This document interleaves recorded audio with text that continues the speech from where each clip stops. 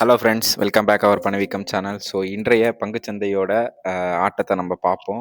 அதுக்கு முன்னாடி இந்த வீடியோவில் நம்ம எதை பற்றி பார்க்க போகிறோம் அப்படின்னு பார்த்தீங்க அப்படின்னா, மெயினாக வந்து Q3 ஜிடிபி growth வந்திருக்கு இந்தியாவோடது. அதை பற்றி பேசுவோம். அதே மாதிரி FY 26ஓட எஸ்டிமேட் எவ்வளோ இருக்குது அப்படின்றதையும் பார்ப்போம். அதே மாதிரி இந்தியாவோட 4 ட்ரில்லியன் கனவை வந்து ரீச் பண்ணிடுவாங்களா அப்படின்றத பார்ப்போம். சென்செக்ஸ் இன்னைக்கு என்ன இருக்குது, நிஃப்டி என்ன இருக்குது, 5,00,000 கோடி வந்து மார்க்கெட் கேப் இன்னைக்கு போயிருக்குன்றாங்க. அதுக்கான ரீசன் என்ன இருக்குது அப்படின்னு பார்ப்போம். குருடாயில் ஈரான் டென்ஷன் என்ன போயிட்டு இருக்கு, அதே மாதிரி எஃப்ஐ செல்லிங்ஸில் என்னவா இருக்காங்க அப்படின்றதையும் பார்ப்போம். ஸோ ஸ்டாக் டு வாட்ச் நம்ம வந்து ஆல்ரெடி பார்த்துட்டு இருக்கோம், டிஸ்கஸ் பண்ணுறோம்.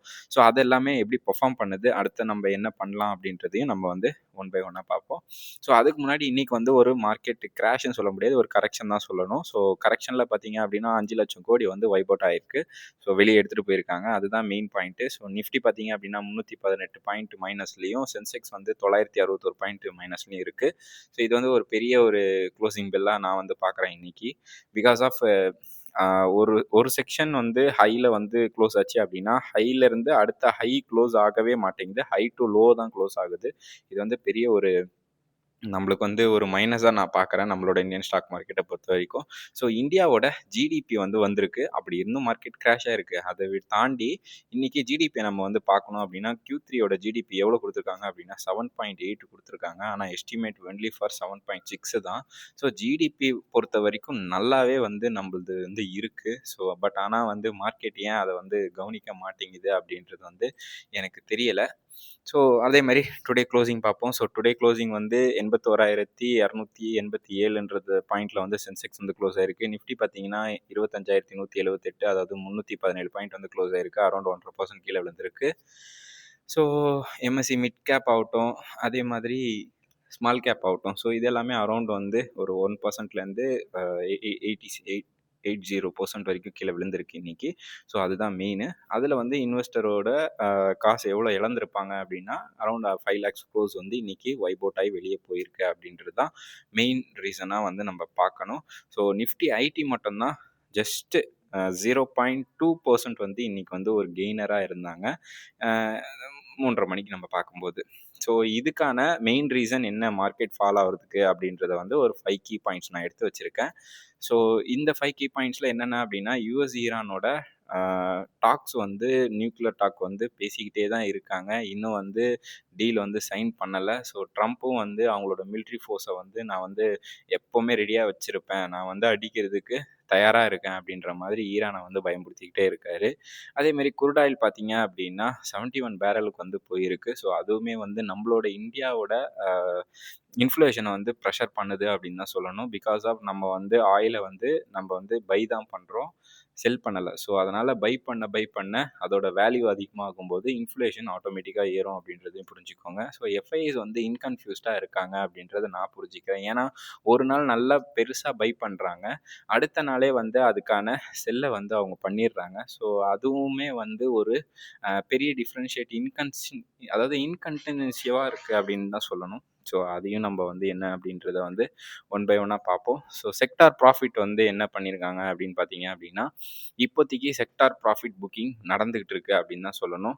அதில் மெயினாக வந்து பேங்கிங்கு, ஆட்டோ, மெட்டல், எஃப்எம்சிஜி இதில் எல்லாமே வந்து அரௌண்ட் 1 to 2% வந்து ரேலி கொடுத்துருந்தது. ஸோ ரியாலிட்டி வந்து ஒஸ்ட்டாக இருக்குன்னு தான் சொல்லணும்.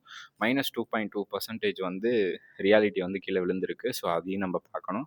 5th கீயாக வந்து பார்த்தீங்க அப்படின்னா ஜிடிபி தான். ஸோ ஜிடிபி டேட்டா வந்து பார்த்தீங்க அப்படின்னா ஓரளவுக்கு நல்லாவே கொடுத்துருக்காங்க.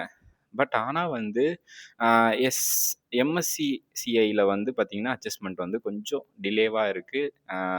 செக்ஷன் வந்து செல் ஆஃப் பண்ணியிருக்காங்க அப்படின்ற மாதிரி தான் வந்து நான் நியூஸ் பார்த்தேன். ஸோ ரீபேலன்சிங் ஆகிட்டுருக்கு ஃப்ளோஸ் எல்லாமே. ஸோ வெயிட் பண்ணி தான் பார்க்கணும் அது என்ன அளவுக்கு வந்து வருது அப்படின்னு சொல்லிட்டு. அடுத்ததாக பார்த்தீங்க அப்படின்னா, இந்தியாவோட Q3 ஜிடிபி வந்து பிக் சர்ப்ரைஸ் கொடுத்துருக்குல்ல.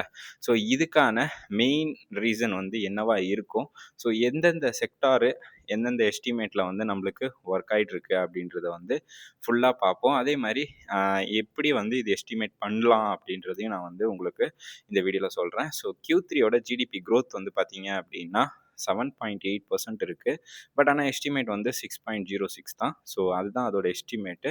பீட்டை வந்து எக்ஸ்பெக்டேஷனை வந்து பீட் பண்ணியிருக்கு அப்படின்னு தான் சொல்லணும்.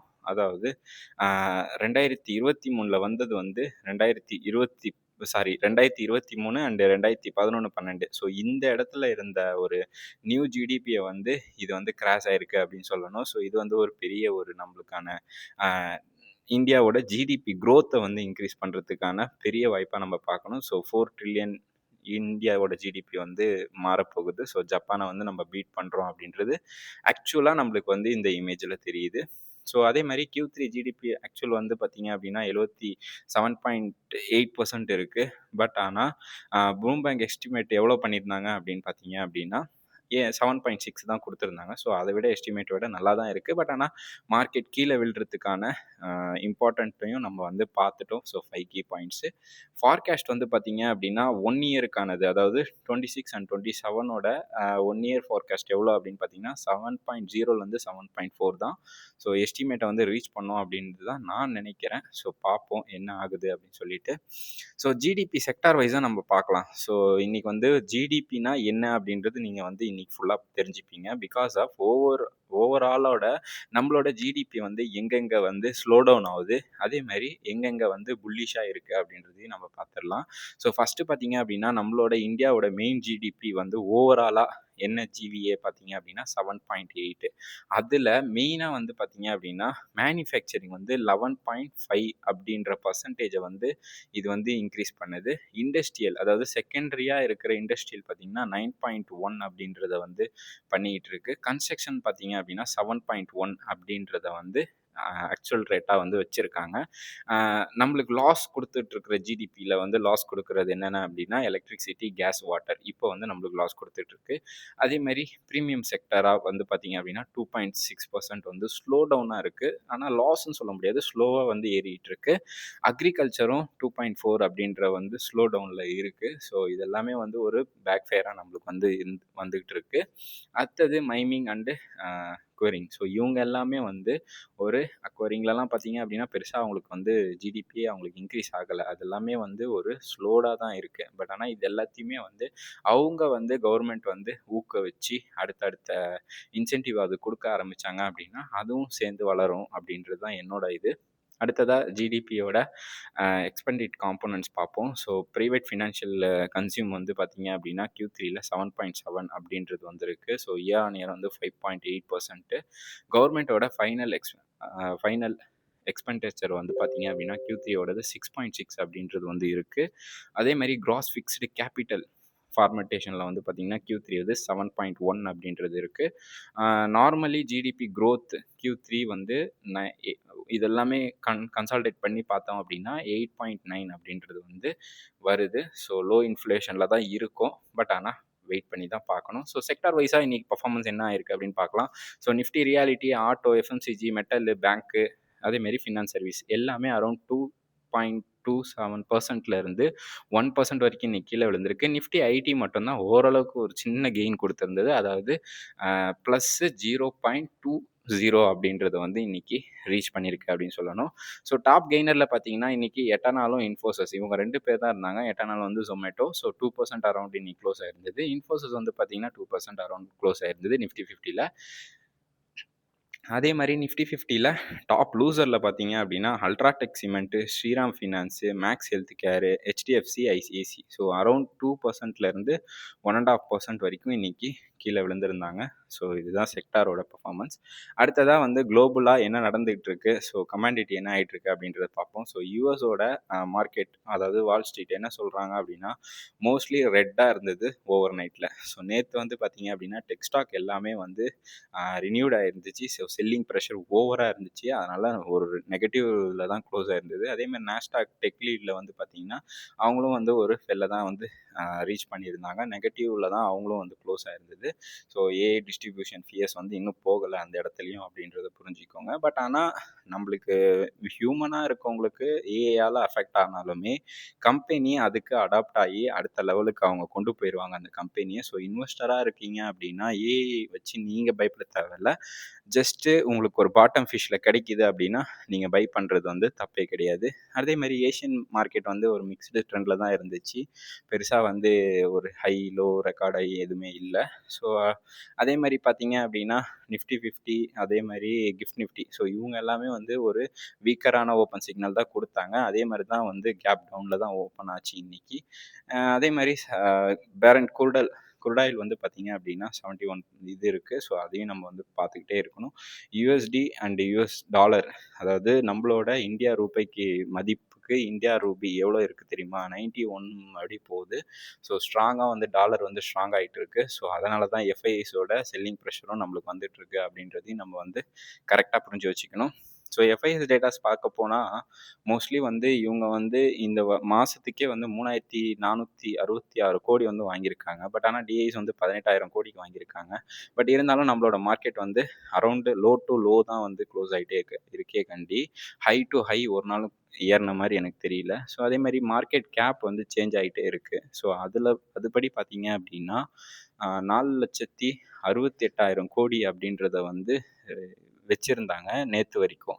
பட் ஆனா இன்னைக்கு 4,63,000 கோடியா அது மாறிடுச்சு. 5,50,000 கோடி வந்து வைப் அவுட் ஆயிருக்கு. ஸோ இது வந்து நம்ம பார்க்க வேண்டிய விஷயம். அதே மாரி பிப்ரவரி எஃப்ஐஎஸ் டேட்டாஸ் பார்த்தீங்க அப்படின்னா, 7 மந்த்தா வந்து இவங்க வந்து செல்லிங்லேயே தான் இருக்காங்க. இது வந்து ஒரு பெரிய வந்து நம்மளுக்கான அ ஒரு மைனஸா நான் வந்து பார்க்குறேன். 7 மந்த் செல்லிங்ல இருக்குது. ஸோ வீக்கா இருக்கு குளோபல் கைசேஷியஸ். அதே மாரி பார்த்தீங்கன்னா, US Iran tension, so ID stocks எல்லாமே கீழ விழுந்தது. இது எல்லாத்தையும் வச்சு பார்க்கும்போது, நம்மளோட நிஃப்டி வந்து 6 மந்த் அப் டூ 6 மந்த்ல ஒரு நல்ல ஒரு பாட்டம் ஃபிஷ்ல நம்மளுக்கு கிடைக்கும் அப்படின்றத நான் வந்து பார்த்துக்கிட்டே இருக்கேன். ஸோ வெயிட் பண்றேன். நானும் பார்க்குறேன்.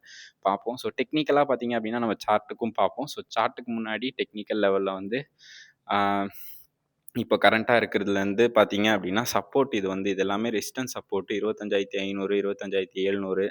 அதே மாரி நிஃப்டி 50யோட சப்போர்ட், அதாவது கீழ விழுந்தா எங்கேருந்து எங்க வரைக்கும் விழும் அப்படின்றது இன்னைக்கு கரெக்ட்டா பார்த்தீங்க அப்படின்னா, 25,150ல வந்து கீழ விழுந்துச்சு. ஸோ இது எல்லாமே வந்து ஒரு சப்போர்ட் ரெசிஸ்டன்ஸ் ஜோன் தான் நான் வந்து வச்சிருக்கேன். ஸோ அத வந்து நம்ம சார்ட்லயே போய் பார்ப்போம்.